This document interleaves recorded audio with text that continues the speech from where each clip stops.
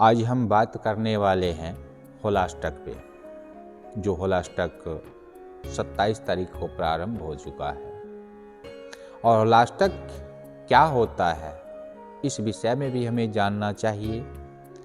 और बहुत सारी जानकारी हमें होता भी है, फिर भी हम जानकारी रहते हुए गलत कर जाते हैं, तो ऐसा नहीं करना चाहिए। होलाष्टक का मतलब यही होता है कि अब ये 7 तारीख तक हमारा शुभ कार्य के लिए वर्जित किया गया है, जिसमें हम पाठ पूजा, हवन यज्ञ, ब्याह शादी, उपनयन, गृह प्रवेश, ये सब हमारे लिए वर्जित हो जाता है।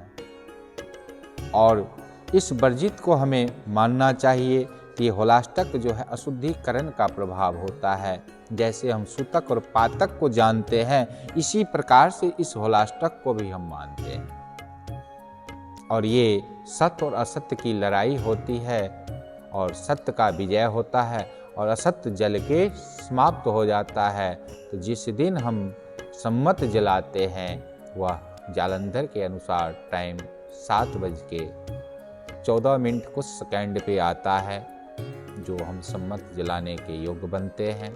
उस दिन होलिका पूजन होता है, और होलिका पूजन में गौरी गणेश की पूजा उपरांत प्रहलाद पूजन, अग्नि पूजन, फिर हम उसको अग्नि प्रज्वलित करते हैं। तो अग्नि प्रज्वलित करने का मतलब होता है कि उसमें सत्य तो एक ही बैठा है और असत्य की संख्याएं ढेर हो जाती है, और उसको सेकंड नहीं लगता है अग्नि को भस्म करने में। तो उस पे सत्य का विजय हो जाता है और असत्य का समाप्ति हो जाता है, पाप जल के खाक हो जाता है, और सत्य उससे अपना विरूप लेकर के बाहर आ जाता है। तो ये सत्य और असत्य की लड़ाई है। और इस होलिका दहन से पूर्व हमें कोई भी शुभ कार्य नहीं करना चाहिए, चाहे वह विवाह हो, फिर मैं वही बता रहा हूँ, मुंडन हो, उपनयन हो, कोई अनुष्ठान हो, हमें इसमें नहीं करना चाहिए। अपना मानस पूजा हो, नित्य कर्म हो, वह अवश्य करें, क्योंकि उसके लिए कोई वर्जित नहीं है। क्योंकि जब हम अशुद्धिकरण में आते हैं, तो हमारा देव और पितृ हमसे कोई भी पूवन, पान, फूल इत्यादि लेने के सामर्थ्य नहीं रखते हैं, और फिर भी अगर हम देते हैं तो वही राक्षसों का भोजन हो जाता है।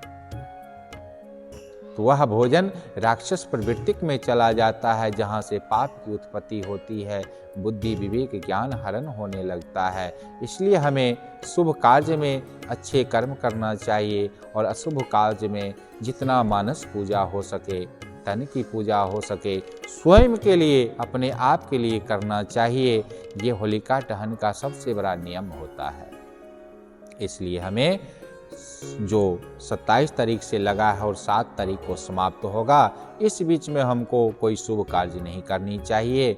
अपने निमित्त कार्य करें, और उस दिन अगर हम कोई अच्छा फल लेकर के, अच्छा गुड़ लेकर के गौ माता की सेवा करते हैं, तो हमें समस्त फल का प्राप्ति होता है। ये होलिका वाले दिन जरूर गौ माता की सेवा करनी चाहिए।